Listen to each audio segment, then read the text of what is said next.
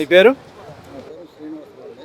Sir, YCP నాయకులు అంటున్నారు so ఏదైతే పోసన మురళీకృష్ణ అక్రమ అరెస్ట్ అని చెప్పి అంటున్నారు, దాని మీద ఎలా? సార్, ఇది ఇప్పుడు పరిపాలన మారాక కూడా వైసీపీ వాళ్ళ మనస్తత్వం ఇంకా మారలేదు, ఇంకా ఆ రకంగానే ఉంది. అది అక్రమ అరెస్ట్ ఎలాగవుద్దండి?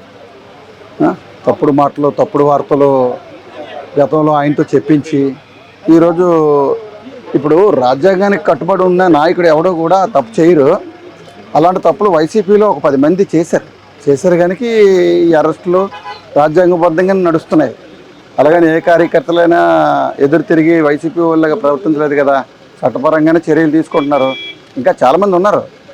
అవి తీసుకుంటేనే ఇప్పుడు పరిపాలన మార్పుకు అర్థం. కార్యకర్తలు కానీ ప్రజలు కానీ ఎదురు చూస్తున్నారు. అది చాలా ఇంకా తక్కువ. ఇంకా చాలామందిని అరెస్ట్ చేయవలసిన అవసరం ఉంది. అంటే కక్షపూరితంగానే చేస్తున్నారు మా వాళ్ళని అరెస్టులు అని చెప్పి అంటున్నారు వాళ్ళు.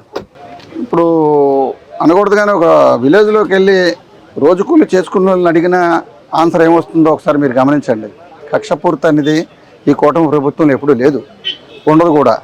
అది బాబు గారు పాలనలో అది అసలు ఉండదు. కక్షపూర్తి అయితే ఇప్పుడు మీకు కళ్ళ ముందు ఉన్నాయి కదా సార్ ఆయన మాట్లాడినవి. ఈరోజు చిరంజీవి గారిని, పవన్ కళ్యాణ్ గారిని గతంలో ఏమేమి మాట్లాడండి? అసలు ఒక నాయకత్వంలో నాయకుడు మాట్లాడే మాటలనేవి వీధి కొలాయిల కాడ తిట్టుకునేటట్టు వాడితో తిట్టించి ఇంట్లో కూర్చొని జగన్మోహన్ రెడ్డి చెప్పాలి దీనికి సమాధానం. కానీ అంటే ఇది కూడా స్క్రిప్ట్ వాళ్ళు ఇస్తేనే నేను మాట్లాడాలని చెప్పి ఆయనే స్వయంగా ఒప్పుకున్నాడు కదా. అంటే ప్రతి ఓడికి అలవాటు అయిపోయింది. మరి జగన్మోహన్ రెడ్డికి స్క్రిప్ట్ ఎవరు ఇస్తున్నారు? మరి ఎవరో ఒకరు బయటకు రావాలి కదా. స్క్రిప్ట్ ఇస్తే మాట్లాడడానికి ఏమైనా అసమాస్య మనిషి? ఆయన కూడా గతంలో ఒక ఎమ్మెల్యేగా పోటీ చేశాడు కదా, పోసాని మురళీకృష్ణ. ఆయనకి తెలీదా? రాజ్యాంగం తెలీదా? ప్రజల్లో ఏం మాట్లాడాలో తెలీదా? ఏంటి ఇది చాలా తప్పుడు. ఇంకా ప్రజలు ఎదురు చూస్తున్నారు, చాలా కోట్ల మంది ఎదురు చూస్తున్నారు. ఇంకా చాలామందిని అరెస్ట్ చేయవలసి ఉంది. ఈ రకంగా కూర్చోబెట్టి ఆయనకి గుణపాఠం చెప్పకపోతే భవిష్యత్తులో నాయకుల మీద ప్రజల్లో విశ్వాసాన్ని కోల్పోతారు. వాస్తవానికి ఒక రైటరు, యాక్టరు రోజు ఏదో గుండెపోటు అనే ప్రాబ్లం ఉందని, హెల్త్ ప్రాబ్లం ఉందని చెప్పి రోజు చెప్తున్నాడు. దాన్ని ఎలా చూస్తారు?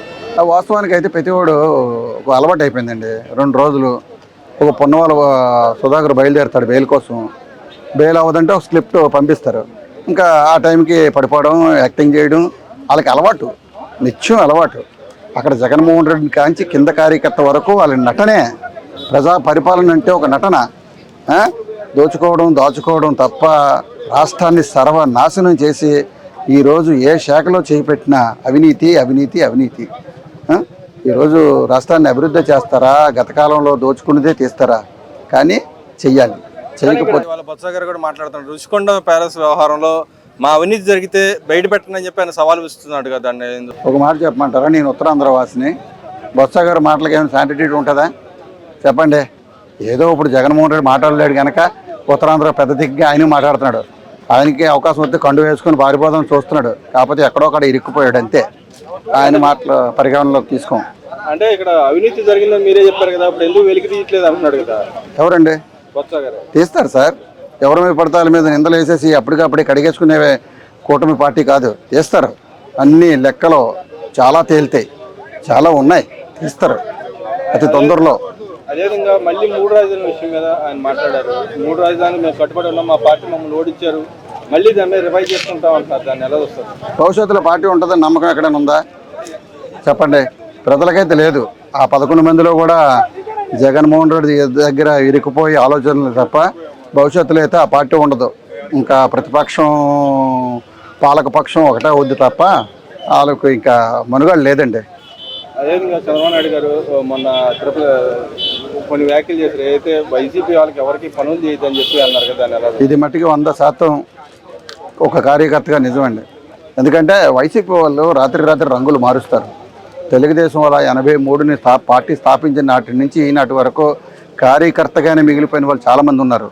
వాళ్ళని బాబు గారు అవ్వచ్చు, లోకేష్ గారు అవ్వచ్చు, రాష్ట్ర తెలుగుదేశం అధ్యక్షులు పల్లా శ్రీనివాసరావు గారు అవ్వచ్చు, వీళ్ళందరినీ పరిగణనకు తీసుకోవాలి. ఎందుకంటే నిన్న చిత్తూరులో చెప్పిన వాక్యాలకి ప్రజాస్పందన చూశారు కదా ఎలా వచ్చిందో. వైసీపీ వాళ్ళు ఈరోజు చాలామంది దగ్గర అధికారులు గత కాలంలో ఏ రకంగా అధికారులు పరిపాలించారో ఆ విషయంలోనూ అధికారులు ఆ రకంగానే ఉన్నారు. ఈరోజు మేము చూస్తున్నాం కదండి. ఒక సచివాలయంకి వెళ్ళినా, ఒక మండల ఆఫీస్కి వెళ్ళినా మన వలన తెలుగుదేశం కార్యకర్త అనగానే వాళ్ళకి ఏమీ రావని అర్థమైపోతుంది. వాళ్ళు ఎందుకని అంటారు ఆ నైరాశ్యం ఎందుకని అంటారు? ఎందుకంటే సచివాలయం సిబ్బందితో ఒక ట్రంపో వాళ్ళకి సెట్ అయింది, మనతో కాదు. ఎందుకంటే 19 ముందు పరిపాలన ఒకటి, 19 నుంచి 24 వరకు చేసిన పరిపాలనలో దోచుకోవడానికి అలవాటు పడ్డారు. అలాగే నేను చెప్పారు కదండి, అధికారులు కొద్దిగా మారాలని ఎవరు చెప్పారండి? TV5 సాంబశివరావు గారు చెప్పారు. అధికారులు చాలా మందిలో ఒక అంటే ఇంకా ఎందుకు గవర్నమెంట్ ఎందుకు టాలరెన్స్ చేస్తుంది వాళ్ళని అధికారులని సాగనపరచలేదు? సరే అధికారులతో అంటే తెలుగుదేశంలో నారా చంద్రబాబు నాయుడు గారు ఎప్పుడు కూడా పరిపాలన నిజంగా రాజ్యాంగాన్ని, బాబాసాహెబ్ అంబేద్కర్ రాజ్యాంగాన్ని 100% పరిగణలోకి తీసుకొని పాలన చేస్తారు కనుక ఆయన ఒక రకంగా ఉన్నారు. కానీ నారా లోకేష్ బాబు గారు అయితే ఎవరిని వదలరు, అన్నీ సెట్ అవుతాయి. ఇంకొక 6 నెలలు పట్టాలి కదండి. అంటే ఆయన నారా లోకేష్ గారు ఒక మాట అన్నారు, నేను మా నాన్న అరెస్ట్ చేయకుండా రాముడిలాగా ఉన్నాను, ఇప్పుడు కృష్ణులాగా మారని చెప్పి అన్నారు. దాన్ని ఎలా చూస్తారు? 100% మారాలి. ఇప్పుడున్న పరిస్థితుల్లో ఒక సైకో పరిపాలన 5 ఏళ్ళు చూసాం కదా, భవిష్యత్తులో కూడా ఆ సైకోని పరిపాలనలోకి ఎక్కడ రానివ్వకూడదని ఆయన కృష్ణుడిలాగే మారాలని కార్యకర్తలు అందరూ ఈరోజు 1 కోటి మంది పైన సభ్యత్వం చేసుకున్నారు. అషమషి కాదు కదండి. భారతదేశంలోనే ఒక పట్టుదల ఉన్న కార్యకర్తలు ఉన్న పార్టీ తెలుగుదేశం పార్టీ. దానికి తోడు ఈరోజు పవన్ కళ్యాణ్ గారు కూడా తోడయ్యి చాలా బలం కూడుకుంది. భవిష్యత్తులో మన పవన్ కళ్యాణ్ గారు కూడా చెప్పారు కదండి, మినిమం 15 సంవత్సరాల వరకు మనం రాష్ట్రాన్ని సరిదిద్దవలసిన బాధ్యత ఉందని. అక్కడ అదేవిధంగా బడ్జెట్ ఎలా ఉందంట? బడ్జెట్ అనౌన్స్ చేశారు కదా, అది ఎలా ఉందంట? చూసారు కదండి, 3 లక్షల పైనే 3,23,000 కోట్లు ఎంతో బడ్జెట్ని ప్లాన్ చేశారు. ఈ బడ్జెట్లోనూ గత కాలం తప్పుల్నే పూరించాలా, రేపు సంక్షేమాలు ఇవ్వాలా? ఇప్పుడు 63,000 పైనే తేలింది సార్. ఇప్పుడు పెన్షన్లో వచ్చు రేపు చేస్తున్న ప్రతిపక్ష నాయకులు కానీ వాళ్ళు అంకిల్ గారు చెప్తే ఏం ఇచ్చే దాఖలాలు అందరూ కోతకు తీస్తున్నారని చెప్పి అన్నారు. వాళ్ళు ప్రతిపక్షంలో మామూలుగా అసెంబ్లీకి వచ్చి మాట్లాడితే బాగుంది, మాకు వాదా ఇస్తేనే మాట్లాడుతాం అన్నట్టు మాకేట్ పనండి. ఆయన ఏదో మాట్లాడుకుంటే పిచ్చెక్కిపోయి వాళ్ళకు మెంటల్ వచ్చి మాట్లాడుతుంటారు, అంతేగాని రాజ్యాంగబద్ధంగా ఎవరండి ఇప్పుడు చెప్తున్నారు కదండి లోకేష్ గారు, ఏ శాఖ అయినా సరే నేను కూర్చోవడానికి రెడీగా ఉన్నాను కూర్చోమని. ఎవరు కూర్చుంటారు వాళ్ళ తరపుని? కూర్చునే వాళ్ళు ఎవరైనా ఉన్నారా? ఏ పార్టీ? వైసీపీ లేదు. ఎవరున్నారండి చెప్పండి ఎవరున్నారు? ఇప్పుడు లోకేష్ బాబు గారు చెప్పారు కదా, మీకు ఎక్కడైనా లొసుగులు ఉంటే రండి కూర్చుందాం, మాట్లాడదాం. దేంట్లో నేను అలా చెప్పడానికి ఆన్సర్ లేదండి. ఏదో అలా మేము ఉన్నామని కార్యకర్తలకి మనోధైర్యాన్ని ఇద్దామని చూస్తున్నారు. కార్యకర్తలు కూడా అందరూ తెలుసుకుంటున్నారండి. ఇంకా కొందరికి తెలుసుకోరు, ఎన్ని జన్మలు ఎత్తినా ఒక ఉండిపోతారు తప్ప వాళ్ళకి మన ఇల్లు బాగోవాలి, మన పిల్లలు బాగోవాలి, మన సొసైటీ బాగోవాలి అనుకునే వ్యక్తులు కాదు. అందులో ఉన్న కొందరు కార్యకర్తలు కరుడు గట్టి రాక్షసులుగా తయారయ్యారు. వాళ్ళలో మార్పు రావాలి. మార్పు వస్తే ఆంధ్రప్రదేశ్ ఒక స్థాయిలోకి వెళ్ళిపోతుంది.